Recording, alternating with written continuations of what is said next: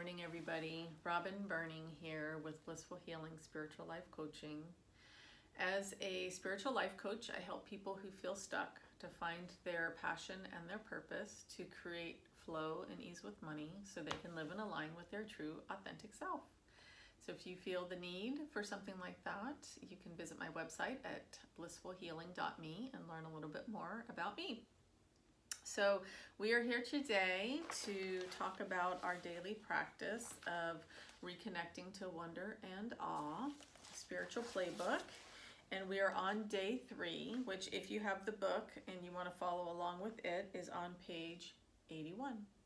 Okay, so today is the activity is today I will do something creative.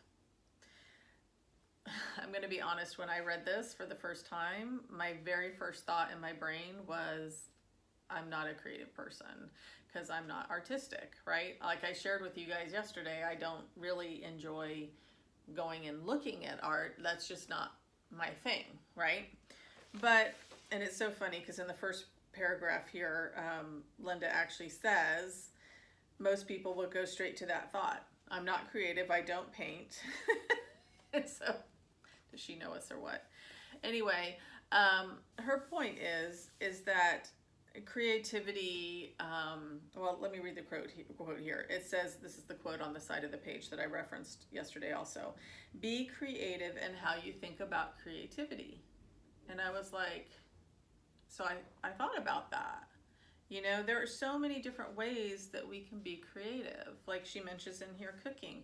My husband loves to be creative with food. Not only the recipe itself, but the presentation. He's one of those Facebook posters, right? When he creates something, he takes a picture and posts it on Facebook. Gardening, meditation. These are some of the things that she references in here. So I really started to think about, well, how am I creative? And I realized for me, creativity, the expression of my creativity is in kind of like where there's a will, there's a way, so to speak.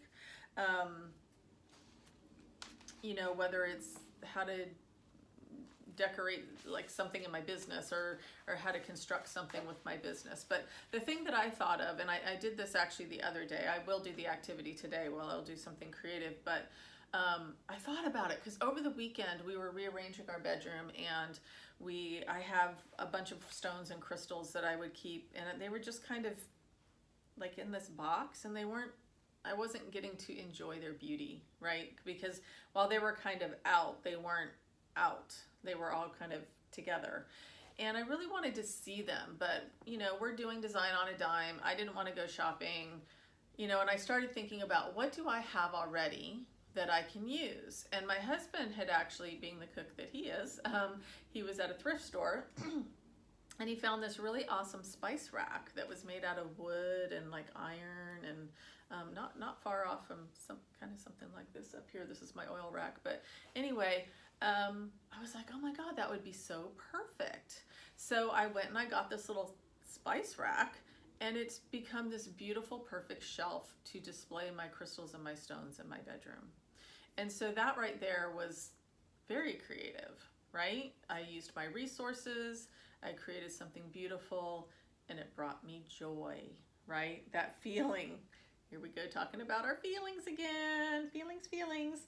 I'm going to read something that Linda had written because she's such a beautiful writer. And she says, when you open your heart to the possibilities of you being a creator of beauty and art, you open to the allowance of what already is. You set the stage for beautiful expression of you to emerge and be seen by all, right? So I love that. And then there's a follow-up here where she says, as you reconnect to your innate creative nature and the flow of it, you also reconnect to the understanding that you are the creator and artist of your life. You, right? So as we embark on this creativity, right? This is something, it's very simple and fun. Think about it, you know, as you go through your day and you want to just, even if you have a challenge, and find a creative way to address it, or if you are, you know, at the playground with your child and you doodle in the sand. I don't know. Whatever it is for you, again, this is about you and the feeling and the joy that it brings you. So I would love to hear if you guys do come up with something that surprises you or brings you joy and you want to share it with us. Go ahead and share it in the comment box. I would love to hear it and get a conversation. You might spark something in me that, I don't know, might spark some more of my creativity. I would absolutely love that.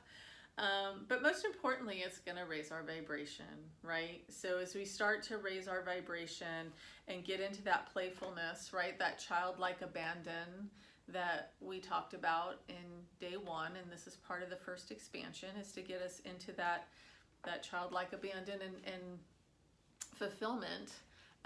Let's share that with each other, because that brings me joy too. You know, creating this community of people and sharing our experiences with each other, I think is just going to make it even better.